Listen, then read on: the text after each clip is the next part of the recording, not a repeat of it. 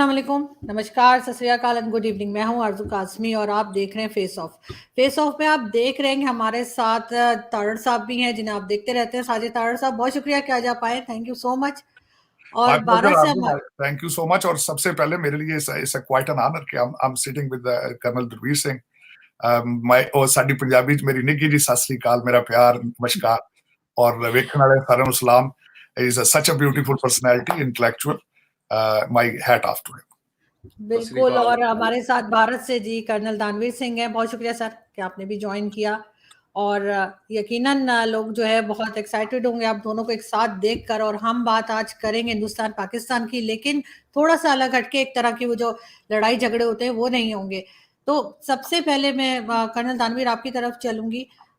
एक बिलावल भुट्टो ने एक स्टेटमेंट दिया और उसके बाद एक हंगामा मचा आपके यहाँ, बल्कि आपकी एक ट्वीट भी थी जो आपने एक ट्वीट की थी अपना ट्विटर के ऊपर, उसको लेकर, उस स्टेटमेंट को लेकर, और बड़ी सरकास्टिक वे में थी। तो क्या कहेंगे आपके, क्या आपने सोचा या क्या आप लोगों को लगा, इतना हंगामा क्यों है?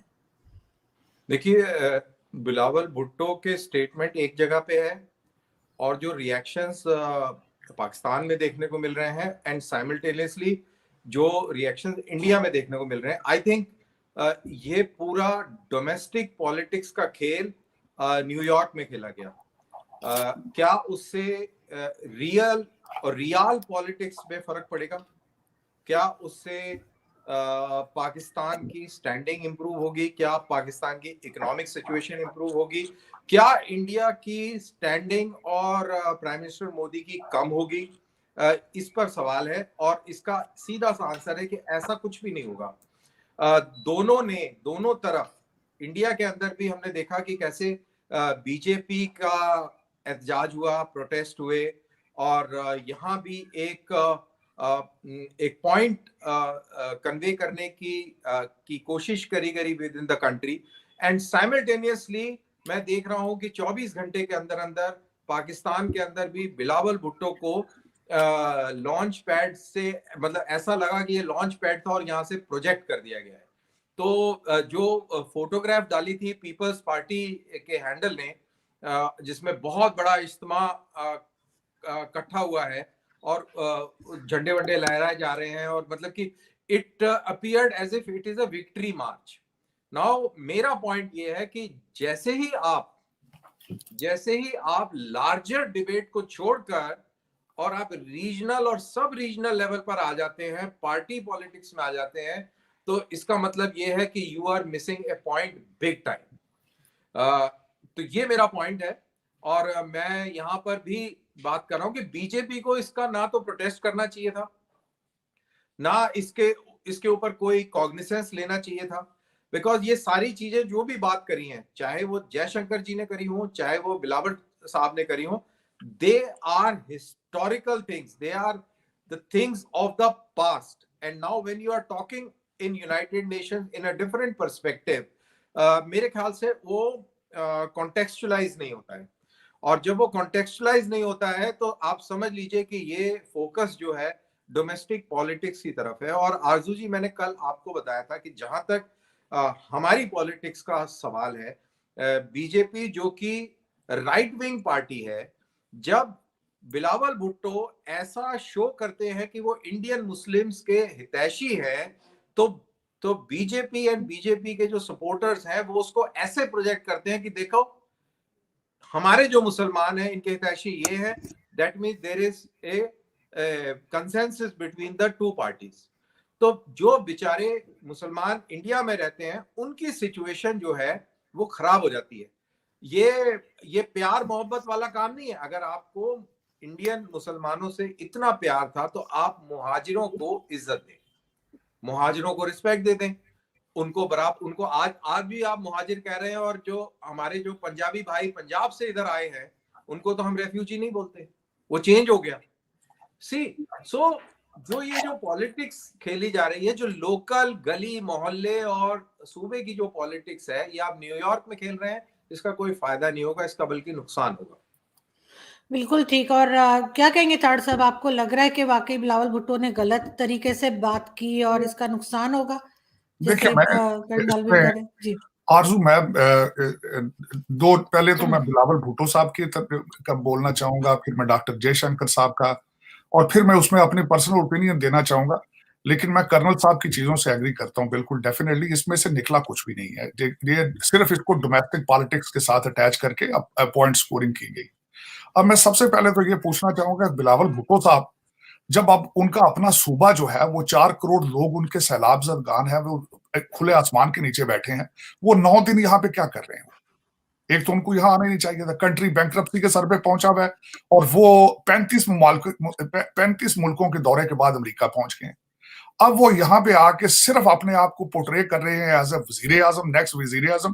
पता नहीं वो किस तरह बनेंगे, क्या होगा, वो तो आने वाले दिन बताएंगे। पाकिस्तान के अभी तक तो हालात इस तरह है नहीं। दूसरा जो मेरा एक सबसे बड़ा गिला है इस वक्त आपकी सियासत के साथ, आप सबसे पहले तो सियासी तौर पे मैच्योर ही नहीं हो सके। आप इस वक्त पाकिस्तान की 3 पार्टियां हैं, मैं उनको सियासी पार्टियां नहीं मानता, क्योंकि वो तीनों एस्टेब्लिशमेंट की पैदावार है। भुट्टो साहब अयूब खान के बच्चे थे, नवाज शरीफ आपके ज़ियाउल हक के बच्चे हैं, और इस वक्त जो हमारा मिस्टर हैंडसम है इमरान खान, वो जनरल ज़हीरुल इस्लाम का ISI का बच्चा है। तो इन बच्चों को पता है कि इन्होंने एजेंसियों से और एस्टेब्लिशमेंट की डील के साथ पावर में आना होता है। तो इसलिए इनको अपने सूबों की, अपने हलकों की और इंटरनल पॉलिटिक्स पे इतनी तवज्जो नहीं देनी होती। इन्होंने अपने कद काट बस एक सियासी ड्रामा सा बनाना होता है। तो दूसरा उसमें ये कहूंगा, अब मैं दूसरी साइड पे आना चाहूंगा, क्योंकि मैं एग्री नहीं करता। देखें, इसकी मैं मिसाल देना चाहता हूं कि आप कह रहे हैं डॉक्टर उन्होंने मोदी साहब के लिए गलत अल्फाज इस्तेमाल किए, वो आप उनका गिला क्या करेंगे? उन्होंने अपने पेट्रोलियम मिनिस्टर डॉक्टर तसद्दुक को ही काउंटर कर दिया यहाँ न्यूयॉर्क में बैठ के। उन्होंने कहा, हम तो रशिया से तेल ले ही नहीं सकते, हम तो उनकी प्रोडक्ट को रिफाइन ही नहीं कर सकते। अगर आपको गिला है तो ये तो फिर हमारी हालत पे लोग देखे ना कि हम how politically organise we are. अब उसमें दूसरी बात ये करना चाहूंगा, डॉक्टर जयशंकर साहब और भारत का कद काट, वो इस वक्त मेरे ख्याल में, मैं बड़े अरसे से ये बात कह रहा था, आपके सेगमेंट में कहता था कि अब भारत ने पाकिस्तान का नाम लेना छोड़ दिया है। क्यों? और मेरे बहुत कई दोस्त हैं, बहुत ज्यादा दोस्त हैं वॉशिंगटन DC में। I sit with them, they are Indian journalist, they are Indian scholars, they are writers, they are सबके साथ जब मैं बैठता हूं, and this is what I was getting out of them, कि वो कहते थे कि हम जब पाकिस्तान का नाम लेते हैं, वो ब्रिंग आवरसेल्फ डाउन। और मैं उससे एग्री करता था। कहां पे G20 की प्रेसिडेंटशिप है? कहां डॉक्टर जयशंकर, जिनकी सारी जिंदगी फॉरेन ऑफिस में गुजरी, यहां पे वो DCM एम्बेसी में रह के गए, यहां पे वो वॉशिंगटन DC के अंदर एम्बेसडर रह के गए। जिस तरीके से पूरी दुनिया में उन्होंने डिप्लोमेसी के साथ सारा कुछ चलाया है, मैं उनसे ये एक्सपेक्ट नहीं कर रहा था। मेरा गिला उनसे क्या है? एक तो वो जब आए यूनाइटेड नेशन की असेंबली में, तो वो सिर्फ एजेंडा एक लेकर आए कि how to put Pakistan down. अब वो किस तरह में उसके काउंटर सपोर्टिंग उसके आर्गुमेंट ये है, वो मुंबई हादसे की नर्स को साथ लेकर आए, उसका एक अलग ड्रामा स्टेज किया गया, वो भी एक माजी की बात है। अब मैं जो भुट्टो साहब ने जो अल्फाज इस्तेमाल किए, मैं डेफिनेटली डिसएग्री विद इट। मैं बिल्कुल, वो गलत उन्होंने अल्फाज इस्तेमाल किए हैं। उनको चाहिए था कि इसको डिप्लोमेटिक, अगर ये करना था, रेफरेंस देना था, किसी अच्छे अल्फाज के साथ दे लेते। उनकी इस बात से जज्बात कई लोगों के मजरू हुए हैं, and I am with it. अब दूसरा जो मैं एक्सपेक्ट कर रहा था, मेरी जो पर्सनल ओपिनियन है आरसू, जो इसके बाद मैं ये कहना चाहूंगा, मैं ये हमेशा ये कहता हूं कि गाड़ी चलती है फ्रंट शील्ड को देख के, विंड स्क्रीन को देखकर गाड़ी चलाई जाती है। आप बैक मिरर से देखकर गाड़ी नहीं चला सकते। अब मैं जो डॉक्टर जयशंकर साहब से इस वक्त एक्सपेक्ट कर रहा था, वो मैं पाकिस्तानी बिलावल भुट्टो साहब से एक्सपेक्ट नहीं कर सकता। मैं डॉक्टर जयशंकर साहब से ये चाहता था कि कोई फॉरेन मुस्तकबिल के लिए कोई विजन देते, कोई एक रोड मैप देते, कोई हल बताते इन चीजों का। This is what I was expecting. माजी की जंगें, माजी के हादसात, मैंने मानता हूं इसमें, मैं बिल्कुल नहीं किसी को ना प्रोटेक्ट करूंगा ना उसको सपोर्ट करूंगा, लेकिन मैं ये समझता हूं जाती तौर पे, दुनिया की मैंने बड़ी जंगों के बारे में पढ़ा है। हर जंग के बाद आप टेबल पर बैठते हैं। पाकिस्तान भारत ने कई जंगें लड़ी हैं। मैं हमेशा ये कहता हूं, अब चाहिए दोनों मुल्कों को। पाकिस्तान की तो अशद जरूरत है, क्योंकि इकोनॉमिकली कोलैप्स हो रहा है। उसकी तो अशद जरूरत है कि भारत के साथ रिलेशनशिप ठीक करे और अपनी तिजारत जो है वो ट्रेड खोले। और दूसरा यहां पे मैं खास कर देखें, मैं इसमें अक्सर दोस्त मेरे कहते हैं भाई कि शायद I am doing Pakistan bashing. It's not Pakistan bashing. The reason I can never go against Pakistan is my motherland. लेकिन the people those has been running, people who those have been managing Pakistan, I'm against the system. इस वक्त मेरा छोटा सा मैं आखिरी comment ये दूंगा कि आपको तो ठीक है भारत के लिहाज से वहां जुलूस निकले, वहां पे चीजें हो रही हैं, लेकिन मुझे ये बताएं पाकिस्तान के जिस कंट्री के साथ इस वक्त बॉर्डर लगते हैं, किसी कंट्री के साथ भी पाकिस्तान के अच्छे रिलेशनशिप हैं इस वक्त? अगर देखा जाए तो आरजू, आप अफगानिस्तान जिसके लिए आपने अपना सारा कंट्री तबाह कर दिया, आपके रिलेशनशिप उनसे भी खराब है। आपका बॉर्डर ईरान के साथ है, आपके रिलेशनशिप उनसे भी खराब है। आपका बॉर्डर चाइना के साथ है, आज आपने $26 बिलियन उनका खा गए और आप हंस रहे हैं, आपके रिलेशनशिप उनके साथ भी खराब है। भारत के साथ आपने शुरू से ही नफरतों का शुरू से ही कर रखा है। हमारे निसाबी किताबों के अंदर इस तरह की चीजें हैं भारत के नफरत के, लेकिन इनको चेंज करना होगा। मेरी हम्बल रिक्वेस्ट ये होगी अपने बच्चों के लिए, पाकिस्तान के बच्चों के लिए, एक तो हिस्ट्री को पढ़ें, उसमें अपनी गलतियां रिकॉग्नाइज करें और उसके बाद फ्यूचर फॉरवर्ड वे देखें, रोड मैप तय करें पड़ोसियों के साथ। You have to live in peace with them. There is no excuse or no chance towards it, regardless how achieve peace period. बिल्कुल नहीं सर, आप बिल्कुल ठीक कह रहे हैं, लेकिन यहाँ प्रॉब्लम ये है कि जो लोग इस बात को मान रहे होते हैं, जो हिस्ट्री को सही समझ रहे होते हैं या हिस्ट्री को सही करने की कोशिश करते हैं, सही बात करने की कोशिश करते हैं, उनके पीछे लोग पड़ जाते हैं हाथ धोकर। कर्नल साहब आपकी तरफ आऊंगी। आप जैसे कि आपने बात सुनी तारड़ साहब की, लेकिन हमारे यहाँ एक बहुत बड़ा एक रहा है, एक मसला रहा है, एक एस्टेब्लिशमेंट का रहा है इशू, जैसे एजेंसीज का रहा है, फौज का रहा है कि फौज में बार बार जो है वो पाकिस्तान के ऊपर हुकूमत की या बार बार हमारे यहाँ डिक्टेटरशिप आई। आपके यहाँ ऐसा नहीं देखा हमने, उसकी क्या वजह है? देखिए अगर आप हिस्ट्री को देखें और जैसे हमारी तरफ और आपकी तरफ शुरुआत हुई थी, आपकी तरफ ज्यादा टर्बुलेंट शुरुआत हुई थी 1958 में, if I am not wrong. Sikandar Mirza थे जो जिन्होंने कू किया था शायद, फिर अयूब खान आए। वो टाइम था जब इंडिया के अंदर नेहरू साहब प्राइम मिनिस्टर थे और मेनन जो थे ये लोगों को लगता था कि यार चारों तरफ दुनिया में कई सारे मुल्कों में फौज जो है सिविलियन गवर्नमेंट को हटाकर और बैठ गई है, तो इनको डर लगने लग गया। इन लोगों ने मिलिट्री के जो स्ट्रक्चर को डाइल्यूट करने के लिए इंटरफेरेंस शुरू कर दी। इंटरफेरेंस इस हद तक हो गई कि यहां पर जर्नलों में होड़ लग गई कि मेरी कमीज दूसरे से सफेद ज्यादा कैसे दिखा पाऊं, मैं कैसे ज्यादा क्यूट डॉगी बनके मैं अपने आप को पेश कर पाऊं, मैं कितनी जोर से पूंछ हिला सकूं जिससे कि मैं रैंक और पोजीशन में ऊपर बढ़ता रहूं। और ऐसा होते होते 62 की जब लड़ाई छिड़ी, तब वो समय था जब eastern army commander general call को बनाया गया। और जनरल कॉल जो थे वो एएससी के ऑफिसर थे, पूरी जिंदगी उनका काम लॉजिस्टिक्स से इन्वॉल्व था। वो आटा, चावल, दाल, चिकन, मटन, बटर और इन चीजों की सप्लाई करते रहे और लेफ्टिनेंट जनरल बन के और उनको कॉम्बैट फॉर्मेशन का कारभार संभला दिया, क्योंकि वो भी कश्मीरी पंडित थे और नेहरू साहब भी कश्मीरी पंडित थे। तो इस तरीके का कार्रवाई हुई और आपको हैरानी होगी कि 1971 वॉर के फील्ड मार्शल मानिक शाह उस समय ब्रिगेडियर थे, उनके खिलाफ एक इंक्वायरी बिठा दी गई। वो इसलिए बिठाई गई, मैं इसका हमेशा जिक्र करता हूँ, शेखर गुप्ता एक हमारे प्रिंट मैगजीन के इंडिया के बहुत बड़े मशहूर जर्नलिस्ट हैं, उन्होंने एक आर्टिकल लिखा और इस चीज को पूरा उजागर किया है। वो मानिक शाह को इसलिए टारगेट किया गया क्योंकि ये जो ज्यादा बड़े डॉगी बनने की कोशिश में लगे हुए थे, इनको लगता था कि ये बहुत काबिल आदमी है, इसको दबा लो, नहीं तो ये पता नहीं कितने लोगों को क्रॉस करके और आगे निकल जाएगा।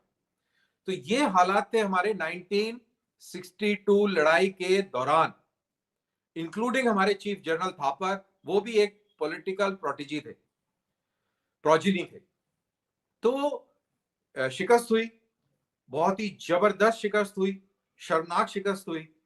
उसके बाद इस मुल्क की अब यहां से फर्क पड़ता है, यहां से इंडिया और पाकिस्तान के अंदर जबरदस्त फर्क पड़ता है।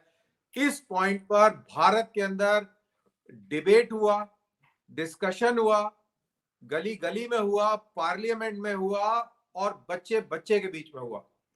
बहुत सारी चीजों को रिवाइज किया गया और सबसे अहम चीज जो रिवाइज करी गई वो ये करी गई कि फौज के अंदर पॉलिटिकल इंटरफेरेंस नहीं होगा और फौजियों का सिस्टम भी ऐसे किया गया कि उनके पास भी कोई रूम और स्कोप ना हो political interference, political tail wagging का, डॉगी बनने का उनके पास में कोई वो ना हो। As a result Indian army improve हुई, एज अ रिजल्ट इंडिया का स्ट्रक्चर इंप्रूव हुआ, इंडिया के अंदर ये रियलाइज हुआ कि हथियारों का भी इशू है तो रिसर्च एंड डेवलपमेंट आया, बहुत सारी चीजें हुई। I mean this programme will fall short कि 62 की लड़ाई की हार के बाद और 65 की जंग से पहले तक कितने सारे अहम फैसले हुए और उसके बाद भारत की जो ट्रेजेक्ट्री है वहां से चेंज हो जाती है। और पाकिस्तान, अनफॉर्चुनेटली पाकिस्तान के अंदर ये जो हमें जो देखने को मिलता है, जो पढ़ते हैं, वहां पर चीज को दबाने पे जोर ज्यादा रहता है, उसको एक फसाड क्रिएट करने का, एक नैरेटिव बनाने का प्रयास रहता है। अभी सबसे इंपॉर्टेंट चीज जो मेरे को लगती है, अगर मैं इसको सोचूं, अभी 16 दिसंबर निकल के गया है, बांग्लादेश एक नया मुल्क बना।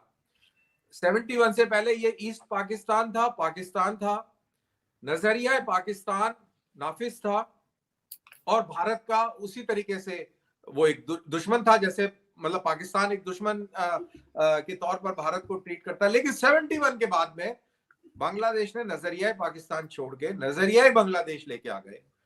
वहां पे आज आप उनकी लेडीज को देखिए, ख्वातीन को देखिए, बढ़ चढ़ कर इकोनॉमी में हिस्सेदार हैं। उनको इतनी बड़ी फौज की जरूरत नहीं पड़ी, उन्होंने फौज को स्केल डाउन कर दिया। आज इंडिया उनको फौजी सामान से हेल्प करता है, उनका तो बॉर्डर किसी से नहीं लगता। तो कहने का मेरा मतलब है, what I am trying to tell you is that India से जो ये दुश्मनी बना के रखी गई है, इट इज एन आर्टिफिशियल दुश्मनी, क्योंकि आरजू भी बैठी है, साजिद तारर साहब भी बैठे हैं, दानवीर सिंह भी बैठे हैं और आराम से बात कर रहे हैं और एक ही जुबान में बात कर रहे हैं। आरजू काज़मी ईरान से बात नहीं कर सकती, आरजू काज़मी अफगानिस्तान में तालिबान से बात नहीं कर सकती, अरबियों से बात नहीं कर सकती और चीनियों से बात नहीं कर सकती जितनी आसानी से वो हमसे बात कर सकती है। तो ये एक पॉइंट अंडरलाइन है। लेकिन यहाँ पर एक चीज और मैं बता दूं before I conclude. General Ziaul हक से पूछा गया था कि आप हार्डलाइन और इस्लामिक हार्डलाइन ले रहे हैं अपने कंट्री के लिए, आपको सेकुलर नहीं होना चाहिए, आपको ये नहीं होना चाहिए, वो नहीं होना चाहिए। किसी जर्नलिस्ट ने पूछा ये, तो उसने बोला कि अगर हम सेकुलर हो गए, अगर हम इंडिया की तरह डेमोक्रेसी हो गए, then we will be a second class India and not Pakistan. Now you tell me, जो जनरल जियाउल हक ने कहा कि we will be second class India and not Pakistan, today are you first class Pakistan or you are second class Pakistan? This is a question. ये आप लोगों को, आपके establishment को, आपके लोगों को, इंटेलेक्चुअल्स को पूछना चाहिए। और ये कोर्स करेक्शन बहुत जरूरी है। मैं पिछले कई दिनों से कह रहा हूं कि इनवर्ड देखो और इनवर्ड आप मंथन करें, डिबेट करें and come at a conclusion. Exactly. And reboot the course of your country. Your country has got a lot of potential because they are same people like us. कोई ऐसे कोई ऊपर से नहीं आया। We have got common history. We have got common potential. जितना corruption आपके यहाँ उतना शायद मेरे यहाँ भी है, लेकिन मेरे यहाँ सिस्टम स्ट्रॉन्ग है। ये चीज जी। लोग तो एक ही जैसे हैं, क्योंकि जाहिर है वहां से ही लोग यहाँ पर आए थे, तो ऑब्वियसली एक ही जैसे हैं, एक दूसरे की बात को इसीलिए समझ भी जाते हैं। क्या कहेंगे तारड़ साहब आप? जी, घर एक है, एक कमरे से दूसरे कमरे गए। बिल्कुल। इसीलिए वो आपको एग्जांपल दिया। शेख वो बिन जो भी है, वो वहां के जो भी है, उनसे आप ऐसे बात नहीं कर सकती कि चलिए यूट्यूब ऑन करिए और हम गुफ्तगू करते हैं। आप नहीं कर सकते, आपको अंग्रेजी में बात करनी पड़ेगी। डेफिनेटली मैं कर्नल साहब बिल्कुल एग्री करूंगा। करप्शन जो है is part of human instinct. इनके बिल्कुल ठीक है, इनके institutions intact, no question about it. और मैं आई रिस्पेक्ट कि उसकी वजह ये है कि हम एक लोग हैं, डीएनए एक है हमारा, हमारे जबान एक है, हमारे टेस्ट एक है, हमारे वैल्यूज एक हैं, इसमें कोई शक ही नहीं है। और सदियों से इकट्ठे हम रहे हैं, ऐसी बात नहीं। हमने दर हकीकत इसको सारे मसले को एक पॉलिटिकल मसला बनाया हमने और इस पे कारोबार हो रहा है, इस पे मैं अब क्या कहूँ, मैं खान कर्नल साहब ने कहा कि पूछें एस्टेब्लिशमेंट से, पावरफुल इदारों से पूछें, तो मुझे एक याद आ गया, आज BBC.com के ऊपर मोहम्मद हनीफ साहब हैं, बड़े मज़ाहिया वो लिखते हैं आर्टिकल्स। मैं रिक्वेस्ट करूंगा कि पाकिस्तानी बिलखसूस जो उर्दू पढ़ सकते हैं वो उनको लाजमी पढ़ें। तो उन्होंने, और साथ में थोड़ा सा रेफरेंस देना चाहूंगा दिसंबर 16 के बारे में, तो उन्होंने जो बाजवा साहब का जो आखिरी स्पीच है उसके ऊपर आर्टिकल लिखा कि काकूल एकेडमी, जहां से हमारे मिलिट्री ऑफिसर बनते हैं, काकूल एकेडमी टू, उन्होंने बांग्लादेश के वहां तक उन्होंने कुछ थोड़ा सा मजाहिया आर्टिकल लिखा। तो उन्होंने कहा, एक बंगाली बुजुर्ग थे, कोई इंटेलेक्चुअल थे, उनसे किसी ने पूछा, उन्होंने कहा कि बांग्लादेश तरक्की कब शुरू करेगा। उन्होंने कहा था, जब तक बांग्लादेश आर्मी से काकूल ट्रेंड जनरल रिटायर नहीं हो जाएंगे, बांग्लादेश तरक्की नहीं कर पाएगा। ये उनकी असेसमेंट थी। अब मैं थोड़ा सा अपने जख्मों को, मैं आज उन्होंने छेड़ दिया, मैं उनको कुरेदना चाहूंगा। और दर हकीकत मेरी ये रिक्वेस्ट होगी हर पाकिस्तानी, और मैं अपने हर हिंदुस्तानी भाई से भी ये कहूंगा, रिक्वेस्ट होगी, आप करेक्शन तब कर सकते हैं जब माजी को, हिस्ट्री को अच्छे तरीके से पढ़ के उसमें से जो गलतियां हैं उसको एडमिट करें, और तभी इसमें आगे करेक्शन हो सकती, वरना नहीं। जब तक आप गलती को एडमिट नहीं करेंगे, करेक्शन नहीं होती। This is how your mind is developed as an organ. अब मैं बताना ये चाहूंगा बांग्लादेश के साथ क्या हुआ, ये हकीकत। अच्छा, अब उसमें आज तो हम ये बैठ के बात कर रहे हैं, बल्कि ये अच्छा हो गया है बात की, क्योंकि जनरल बाजवा साहब ने अपने आखिरी स्पीच के अंदर मशरकी पाकिस्तान को एक सियासी मसला बना के तो अपनी चादर झाड़ ली उन्होंने। इस तरह नहीं होता, ये कौम को आपने गलत बात बताई है। और आज एक, लेकिन उसमें नेकी उन्होंने ये की है कि हम जैसे पाकिस्तानियों को आज ये बात करने की इजाजत मिल गई है। वरना मैं छोटा सा रेफरेंस दूंगा, लम्स यूनिवर्सिटी, एक one of the very progressive school इन लाहौर, पिछले साल उन्होंने मशरकी पाकिस्तान के ऊपर एक प्रोग्राम करने की कोशिश की। तो जब वो उनके उस प्रोग्राम से कुछ दिन पहले ही उनको शट डाउन करा दिया गया, वो कॉन्फ्रेंस भी नहीं पिछले साल कर सके। अब इस साल क्या हुआ है, जब 16 दिसंबर की मैं रिसर्च कर रहा था, अपनी गलतियां देखने की कोशिश कर रहा था, तो मैं बताना ये चाहूंगा कि बांग्लादेश, ईस्ट पाकिस्तान उनकी पॉपुलेशन 54% ऑफ पाकिस्तान की थी। सबसे पहले तो इन्होंने 1952 में उनके साथ ज्यादती की कि बांग्ला जबान उनकी बंद की। फिर उसके बाद सबसे बड़ी बात ये बताऊंगा कि पूरे मशरकी पाकिस्तान का डेवलपमेंट बजट 4 करोड़ रुपया था। हमारे पाकिस्तान के अंदर पंजाब का लोन डेवलपमेंट फंड वाज 5, उनका 4 करोड़ था, हमारा 5 करोड़ था। 169 में से 160 सीटें ली थी मुजीबुर रहमान ने। और जब उन्होंने याहिया खान ने कहा कि हम अगला सेशन करेंगे ढाका में, तो भुट्टो साहब ने फरमाया था कि मेरा कोई भी अगर मेंबर असेंबली जाएगा, मैं उसकी टांगें तोड़। और उसके बाद, और एक जगह नहीं है, बल्कि सबसे पहले तो मैं ये कहूंगा कि बंटवारा ही गलत हुआ था, क्योंकि मुझे कोई मिसाल दे दें कि मुल्क का एक टुकड़ा यहां पर है, दूसरा हजारों मील दूर है। कोई दुनिया में ऐसा मुल्क मौजूद नहीं। एक तो उस वक्त इनको पाकिस्तान बनाने की जल्दी थी, ढंग के बंटवारे का इंतजार ही नहीं कर सके। बल्कि मैं सबसे पहले तो कर्नल साहब ये बताना चाहूंगा कि as a profession, I am a lawyer, I want to challenge them some time. मैं किसी अपनी रिटायरमेंट एज पे जाऊंगा तो मैं अपने इस बंटवारे को, और जो ज्यादतियां हुई हैं डिवाइड करके, इनको सबको सही तरीके से मैनेज नहीं किया गया, मैं उन लोगों की एक्सपर्टीज को चैलेंज करना चाहता हूं इंटरनेशनल कोर्ट ऑफ जस्टिस में। और खासकर उनको मैं उनको कहूंगा कि माफी मांगे फ्रॉम दीज बोथ कंट्रीज, कि कितने लोगों का कत्ले आम हुआ, ज्यादतियां हुई, और इनको, this was a British responsibility to do it properly, और उन्होंने ज्यादती की जिस तरह बंटवारा किया। और दूसरा, उसके बाद मैं ये कहना चाहूंगा कि 16 दिसंबर तो खैर उससे हमने सीखा कुछ नहीं, कुछ भी नहीं सीखा उसमें। आज हम हकीकत ये है कि हम पाकिस्तान में इस पे बात भी नहीं कर सकते। ये अफसोस, this is what our situation is, और इट हैज टू चेंज। अब मैं ये बात, ये दूसरी जो मैं हमेशा करता हूं आरजू, हमारे हर एस्टेब्लिशमेंट, हमारा हर जो एंकर है, हमारे सारे जर्नलिस्ट हैं, फौरन इसको बात करके जी इदारे हैं, एजेंसियां हैं, तो उसको पुश अंडर द रग। मेरा ये क्वेश्चन है, एजेंसियां फ्रेंच हैं, हमारी फौज क्या फ्रेंच है, जर्मन है? वो पाकिस्तानी नहीं है? उनको पाकिस्तान को वो ठीक तरीके से नहीं देखना चाहते? ये मेरा क्वेश्चन है। अब मैं दूसरा एक बात बताना चाहूंगा कि पाकिस्तान की करंट सिचुएशन, मैं पॉलिटिकल साइंस सारी जिंदगी पढ़ता रहा, मैंने सारी जिंदगी लॉ को सारी जिंदगी पढ़ता रहा। डेवलपिंग कंट्रीज जहां पे तालीम की कमी हो, रेट ऑफ लिटरेसी बुरा हो, भूख ना हो, वहां पे सबसे अच्छा सिस्टम ऑफ गवर्नमेंट क्या होता है? वहां पे सिंसियर डिक्टेटरशिप अच्छी होती है। लेकिन पाकिस्तान ने सिंसियर डिक्टेटरशिप के भी मजे बड़ी दफा देखे हैं, वो आपकी डिक्टेटरशिप सिंसियर नहीं होती थी। हमारा मसला ये है, हमारा प्रॉब्लम ये है। तो उसको आज तक किसी ने एड्रेस नहीं किया। आज हर पाकिस्तानी के हाथ के अंदर स्मार्टफोन है, उसको इश्यूज का पता है, उसको पता है कि करप्शन से हम जल रहे हैं, मर रहे हैं, उन्हें पता है इस बात का। लेकिन दुख की बात है कि वो ठीक नहीं कर सकते, कोई भी ठीक करने की विल ही नहीं रखता। जब देखें कहीं ना कहीं से विल तो होनी चाहिए ना। मैं हमेशा बार बार ये कहता हूं कि Nations can not survive without nationalism.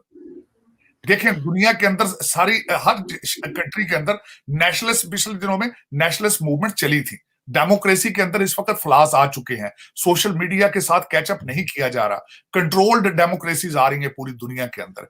America जो कि बहुत बड़ा जमहूरियत का अलंबरदार समझता है, वहां भी जमहूरियत सही तरीके से काम नहीं कर रही। नेशनलिस्ट मूवमेंट्स आई थी, डोनाल्ड ट्रंप की आई थी, ब्रिक्सट हो चुका है, मिक्रा आ चुका है, अरब स्प्रिंग हुई है, मोदी साहब आए हैं, इमरान खान आया है, लेकिन सारी मूवमेंट्स गिर चुकी हैं स्वाय मोदी साहब की। तो मैं उसमें इनको लर्न करना चाहिए। मैं हमेशा ये कहता हूं हमारे पाकिस्तान में मोदी साहब का नाम ही ऐसा इतना उसके साथ लिया जाता है ज्यादती। देखिए क्या मोदी साहब हिंदुस्तान के बीजेपी के हिंदू लीडर हैं, अपने कौम के साथ मुखलस हैं, और इस चीज को एडमायर करना चाहिए और लर्न करना चाहिए। अगर हिंदुओं के लिए उनके हिंदुस्तान के एक हिंदू लीडर उनको चेंज कर दिया, उन्होंने नेशनलिज्म उसमें उजागर कर दिया, तो we need to learn something out of it, बजाय कि आप अपनी नफरत में वो खिड़की बंद कर दें लर्न करने। अगर आप खुद कुछ नहीं कर सकते तो कॉपी करने की कोशिश करें। अगर हम अच्छा पाकिस्तानी लीडर नहीं प्रोड्यूस कर सके तो वो हमारी गलती है, उसमें मोदी जी का क्या। लेकिन सर साथ साथ ये भी हमारे यहाँ बड़ा मसला है कि अगर हमें हिंदुस्तान की तरफ से, चाहे वो कर्नल दानवीर हो या कोई भी और हो, वो हमें अगर कोई बात कहते हैं अपने शोज में या वैसे बात करने में सोशल मीडिया पे, तो बड़ा बुरा मनाया जाता है कि यही लोग रह गए जिनसे हम सीखें। उसमें देखिए मैं आपको छोटी सी बात बताता हूँ। कर्नल दानवीर सिंह साहब ने एक भी बात अभी तक ऐसी नहीं की जो कि एज ए पाकिस्तानी आपको ऑफेंसिव लगे। लेकिन मैं दुख के साथ ये कहूंगा कि हमने वो विंडो दिमाग की इतनी शट डाउन कर रखी है। कर्नल साहब की बातें नहीं, कर्नल साहब का नाम देख के हम अपने दिमाग की खिड़की बंद कर देते हैं। वो खिड़की खोलने की जरूरत है। इनको पता होना चाहिए कि we have been living on this planet for centuries.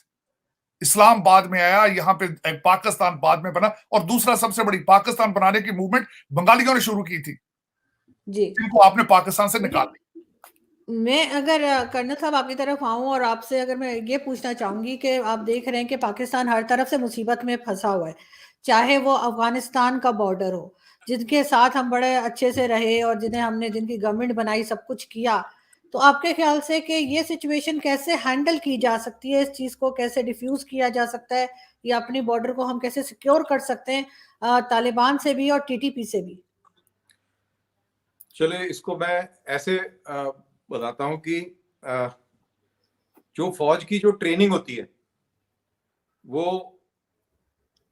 Defence की होती है, अटैक की होती है, मिलिट्री यूनिट्स के एडमिनिस्ट्रेशन की होती है, ट्रुप्स के मोराल की होती है, मिलिट्री लॉजिस्टिक्स की होती है।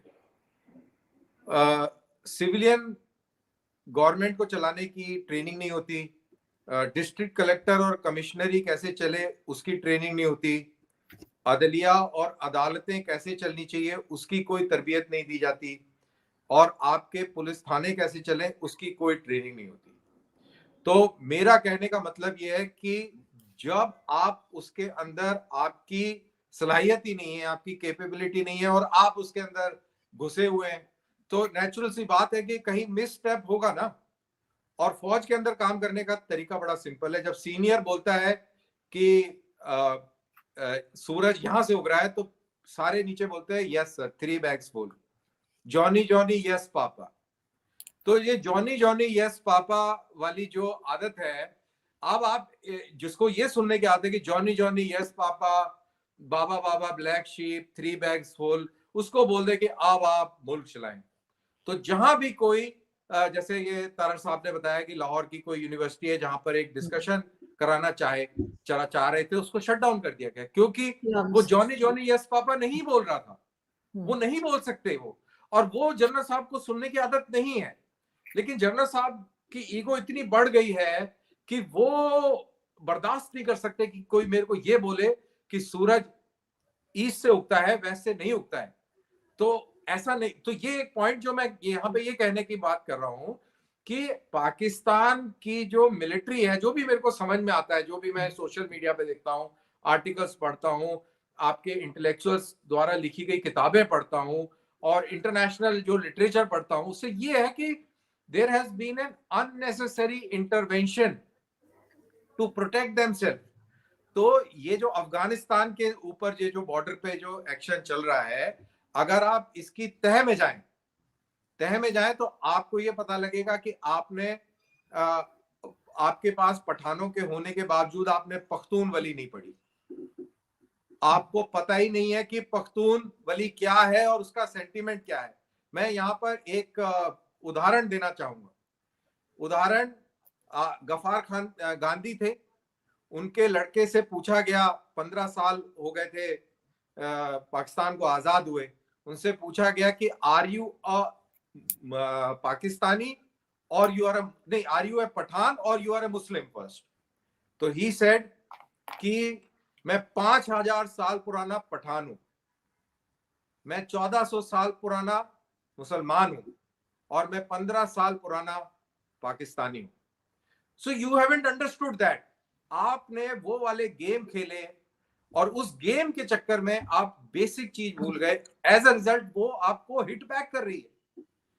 ये चीज समझनी बहुत जरूरी है, वो समझे नहीं। आपको लग रहा था कि जब जॉनी यस पापा हो रहा था तो आपने अपनी पूरी खिड़कियां बंद कर ली और आप जॉनी यस पापा में आगे निकल गए कि यार मैं सब कंट्रोल करूंगा, कोई गल नहीं, चक दांगे फटे। तो ये इशू है। तो what I am trying to say is that Pakistan army, if it goes back to its barracks, politician जैसा भी हो, सिविलियन जैसे भी हो, उनको स्पेस दें। और ये जो खतरा जताया जाता है ना कि इंडिया चढ़ जाएगा, लाला, तो अगर इंडिया को पार्टीशन को अंडू करना था तो बांग्लादेश को क्यों छोड़ता? वो तो आज भी जाके पकड़ ले उसको। It's not a big deal. India has got number of armies. It is not Eastern Army, Central Army, Southern Army, Western Army, Southwestern Army, Northern Army. बहुत बड़ी फौज है, and we don't require the complete army to sort out. So sir आपको लगता है, colonel sir, आपको लगता है कि अभी भी गुंजाइश है, संभाला जा सकता है पाकिस्तान को?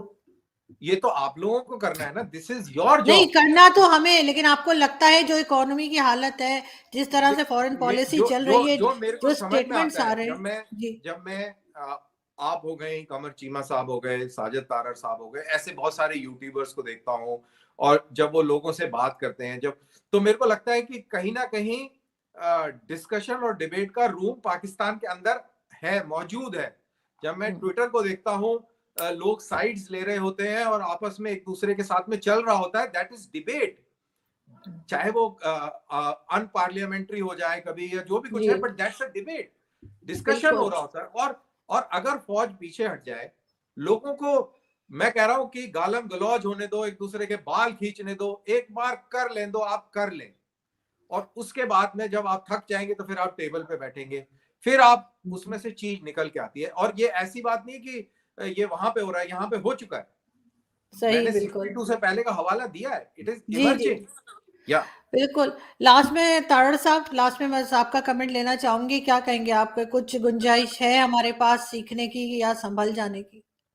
पहले तो थोड़ा सा मैं तालिबान का वो बताना चाहूंगा कि पाकिस्तान का इस वक्त तालिबान के साथ मसला क्या है, मैं उसको थोड़ा सा टच करना चाहता हूँ।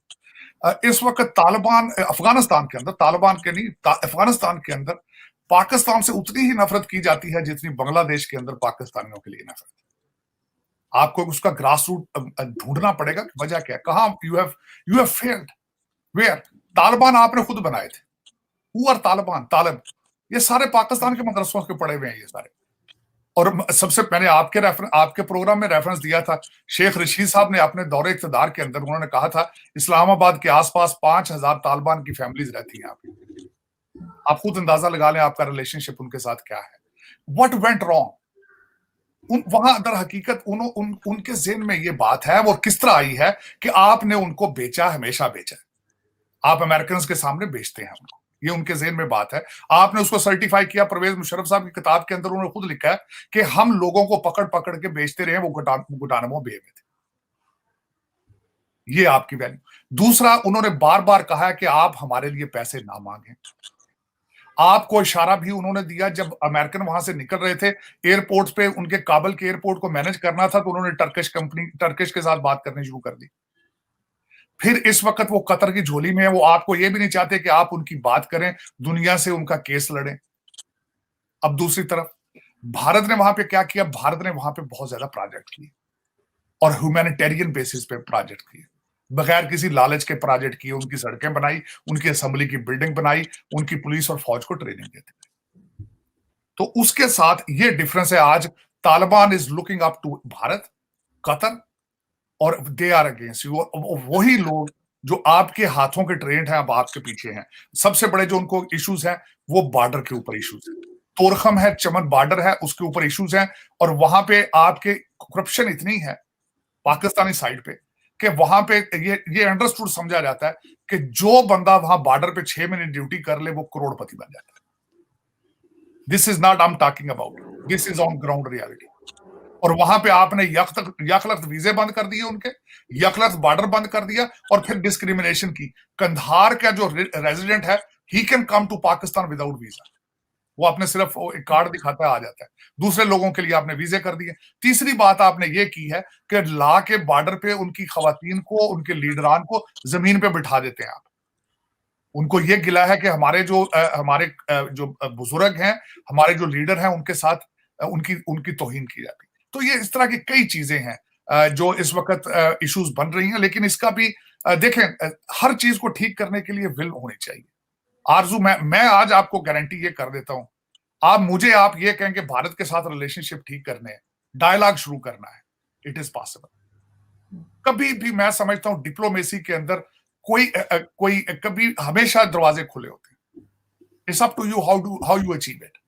लेकिन आज जरूरत है आपकी, ना सिर्फ भारत भर के हर पड़ोसी के साथ रिलेशनशिप ठीक करने की सख्त जरूरत है।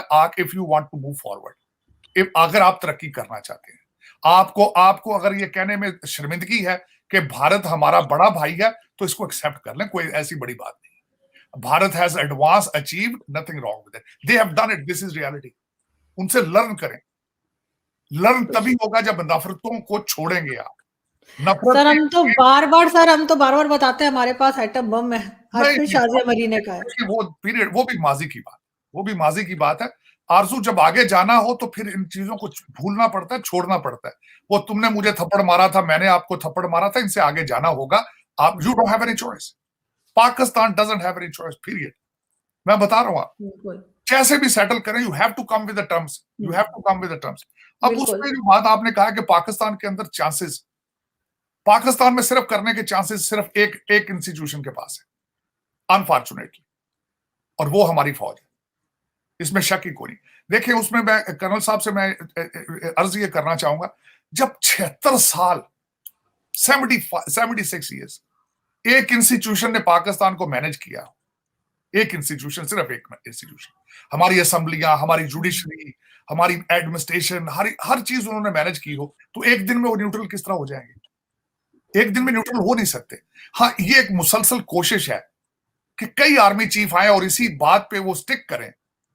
देखें, आज पाकिस्तान के अंदर दो चीजें, अगर कोई आर्मी चीफ मार्शल लॉ ना लगाए तो कहा जाता है कि देखिए पाकिस्तान का बहुत बड़ा, ये जी बहुत बड़ा हीरो था, देखिए इसने मार्शल लॉ नहीं लगाया। This is the criteria. And how overcome with it. सियासतदान, मैंने आपको बता दिया ये आए कहां से हैं, ये तरबियत कहां से लेकर आए हैं, ये बच्चे हैं उनके। सर देखते हैं क्या होता है, क्योंकि ये तो बड़ा मुश्किल काम है कि इनको सियासत से बाहर रखना, पॉलिटिक्स से बाहर करना फौज को। ये छोटी सी अर्ज ये करना चाहता हूं इस वक्त, जो मैं बताना चाहूंगा इस वक्त पाकिस्तान के हालात क्या है। 6.7 बिलियन आपके पास फॉरेन रिजर्व है, लेकिन मेरी इंफॉर्मेशन के हिसाब से आपके इस वक्त जो रूलिंग एलीट है, उनके जो बेसमेंट्स हैं उसके अंदर डॉलर्स और उसके अंदर यूरोज के ढेर लगे हुए हैं। मैं आज आपको गारंटी कर देता हूं, आपका पेट्रोल 1000 रुपए का भी हो जाए, 3 शहरों के अंदर किसी के माथे पे बल नहीं होगा, लाहौर, कराची, इस्लामाबाद। आज वहां पे रोटियां डॉलरों में बिकना शुरू हो जाए तो आप खरीदेंगे। उसकी वजह यह है कि करप्शन। आपके डॉलर जब रशिया अफगानिस्तान में आया था तो कंटेनर्स में आते थे डॉलर, वो कहां गए हैं? आपने कुछ प्रॉपर्टी दुबई में ली है, कुछ लंदन में ली है, लेकिन बाकी सारी आपकी बेसमेंटों में पड़ा है।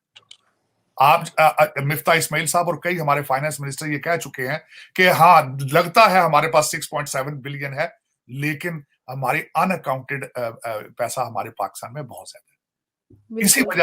इसी वजह से आरजू, जब आपके हालात खराब होते हैं, मेरे जैसे लोग वॉशिंगटन डीसी में उनकी चीखें निकलती हैं, लेकिन आपके कंट्री के अंदर किसी के माथे पे बल नहीं। और बात उसमें यह है कि आपकी, मैं कर्नल साहब को ये भी बताना चाहूंगा, हमारा सबसे बड़ा मसला इस वक्त क्या है? नंबर 1 करप्शन, रूलिंग एलीट की डुअल सिटीजनशिप। आप कर्नल साहब अगर तवज्जो दे के देखें तो we are operated from London. हमारा हर लूटने वाला लंदन चला जाता है, थोड़ा अरसा वहां ब्रेक लेता है, फिर वापस आता है, फिर डाका मारता है, फिर वापस चला जाता है, और हर पाकिस्तानी को यह पता है। ये मैं वो नई बात नहीं बता रहा, मगर कर कुछ नहीं सकते। हमारा कैपिटल इज लंदन, हमारा कैपिटल इज नॉट इस्लामाबाद। और ये कंट्री तब तक नहीं चल सकेगा जब तक कोई इसमें मुहिब्बे वतन पाकिस्तानी नहीं आएगा। और दूसरा, मैं हमेशा ये कहता हूं कि पाकिस्तानी नहीं आएगा और मुसलमान नहीं आएगा। मैं मुसलमान की बात भी ये करना चाहूंगा खासकर। वो क्यों कहा है मैंने? क्योंकि हम लोगों ने इस्लाम को ही सही नहीं समझा। और मैं हमेशा ये कहता हूं, इन्होंने पाकिस्तान ही नहीं बनाया। पाकिस्तान का मतलब क्या था? Land of the pures. मेरा ये क्वेश्चन है आज 23 करोड़ लोगों से, are you living in land of the pures? आज आप बात करते हैं बार बार, ये फॉरेन नेशनल्स और हमारे जो इन्वेडर्स थे उनको हीरो बना के बताते हैं, क्या वो देवर ट्रू इस्लामिक?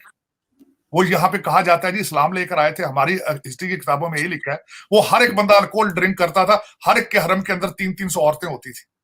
और दूसरी सबसे बड़ी बात ये है कि आज मैं छोटा सा जज्बाती चीज भी उसमें ऐड करना चाहूंगा। बार बार ये कहा जाता है, सोमनाथ के मंदिर की बात करते हैं, मुझे ये अक्सर करते, हमारे पिछले फॉरेन मिनिस्टर ने भी बात की, इस्लाम इजाजत देता है किसी की इबादत गाह को तोड़ने के लिए? इस्लाम इजाजत देता है कि आपने हरा भरा दरख्त भी नहीं काटना, आपने खवातीन और बच्चों को और मर्दों को नहीं छेड़ना। और जितने ये फॉरेन इन्वेडर आए हैं, इन्होंने सबके साथ ज्यादती की। इन्होंने मंदिर भी तोड़े, इन्होंने खवातीन की मंडियां लगाई इन्होंने जाके काबुल के अंदर, और आज हमारी पाकिस्तान की किताबों में कहा जाता है कि they are heroes. So they need to tell them what the history is. They need to tell them what is humanity is. They need to tell them what is Islam is. They need to tell them what is jihad. हर जलसे के अंदर नारे लगा देते हैं जिहाद करेंगे, बिल्कुल सर। और सर, सबकी रिस्पेक्ट करनी चाहिए, हर रिलीजन की, हर कंट्री की। मेरे ख्याल है भारत के साथ भी जी। वो ये बताएं कि जिहाद हर चीज पे जिहाद नहीं होता, और इस चीज से आगे होके चले। इससे इस चीजों यू हैव आज 21st सेंचुरी में ना आरजू, 21st सेंचुरी में इफ यू रिलीजन बेसिस चीजें करते हो, you look smaller, you have to take. दूसरा, मैं आखिरी चीज इसमें आरजू ये ऐड करूंगा, देखें आप और मैं और कर्नल साहब, हम पैदा इंसान हुए थे, हम सिख, हिंदू, मुसलमान, उसके बाद हमें ये मजहब दिया गया, हमें नाम दिए गए हैं। जब हमें उस पहले रिश्ते की कोई इज्जत नहीं है, उसका कोई लिहाज नहीं है, तो we are not good human. We have to become good human first. तो ये मेरा रिक्वेस्ट है। दूसरा, देखें इसमें कर्नल साहब, it was such a pleasure कि आज मेरे लिए ऑनर था, मेरे लिए it is, I am very humble कि Arzoo you gave me this opportunity to sit with them and listen to him. मैं इनका वैसे भी हर प्रोग्राम देखता हूँ, हर इनकी बात देखता हूँ। मेरी good wishes, my prayers for him, मेरी दुआएं, मेरी आपको अल्लाह ताला भगवान परमात्मा आपको खुश रखे, चढ़ती कला च रहो। बहुत शुक्रिया आप दोनों का, बहुत शुक्रिया। आप कुछ कहना चाह रहे कर्नल साहब? लास्ट में कुछ कहेंगे? नहीं, बस मेरे को भी बहुत अच्छा लगा। साजिद तारर साहब का तो मैं बड़ा फैन हूँ, और मैं एक बारी कमर चीमा को बताया कि जब उनका नोटिफिकेशन आया तो मैं कहीं ड्राइव कर रहा था, तो मैंने गाड़ी साइड में पार्क करी और मैंने वो प्रोग्राम देखा, because I wanted to listen to him. He speaks truly from his heart. बिल्कुल, बहुत शुक्रिया आप दोनों का, बहुत शुक्रिया आप दोनों का कि आप आ जाए। Thank you so much, thank you.